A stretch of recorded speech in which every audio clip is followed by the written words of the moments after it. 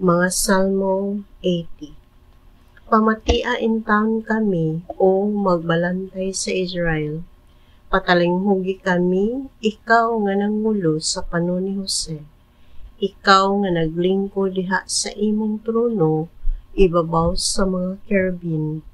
Pakita ngadto sa mga banay ni Ephraim, ni Benjamin ug ni Manases. Ipakita kanamo ang imong kusog ngari ug luwas sa kami.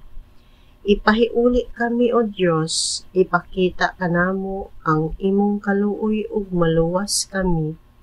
O Ginoo Dios nga labing gamhanan, hangtod kanusa matapos ang nag-alintabo nimong kasuko sa among mga pag-ampo.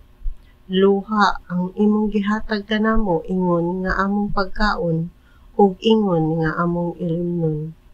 Gitugutan mo nga magubat ang kasritbit nga kanasuran aron mag-ilog sa among yuta o ang among mga kaaway sa pagbiay-biay kanamo. Ipahiuli kami o Dios nga labing gamhanan, ipakita kanamo ang imong kaluoy o maluwas kami. Nagdala kag paras gikan sa Ehipto, giabog mo ang ubang kanasuran o gitanom mo kini sa ilang yuta. Giandaman mo kini dapit, nakagamot kini pag-ayo og milukop sa tibuok yuta. Ang mga kabungturan, gilandungan niini ang mga dagkong kahoy sidro, gilandungan sa iyang mga sanga. Miabot ang iyang mga sanga sa dagat sa Mediteraneo ug hangtod sa suba sa Euphrates. Nganong giguba mo man ang mga koral nga naglibot niini? Ang iyang mga bunga makawat na karon ni bisan kinsa nga moagi. Yatak-yatakan kini sa mga baboy ihalas ug kanon sa tanang ihalas nga mananap. Lingia kami o labing gamhanang Dios, lantawa ug sud-unga kami gikan sa langit.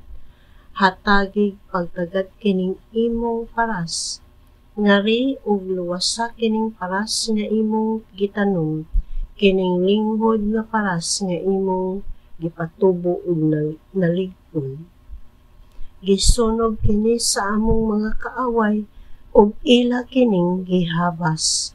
Tan-awa sila uban ang kasuko ug laglaga sila. Panalipdi ug amtingi ang katawhan nga imong gipili. Ang nasod nga imong gipadako ug gihimong lig-on kaayo. Unya dili na gayud kami mobiya kanimo pag-usab. Ipahiuli ang maayong kahimtang sa among kinabuhi ug daygon kanamo. Ipahiuli kami o Ginoo Dios nga labing gamhanan, ipakita kanamo ang imong kaluoy ug maluwas kami.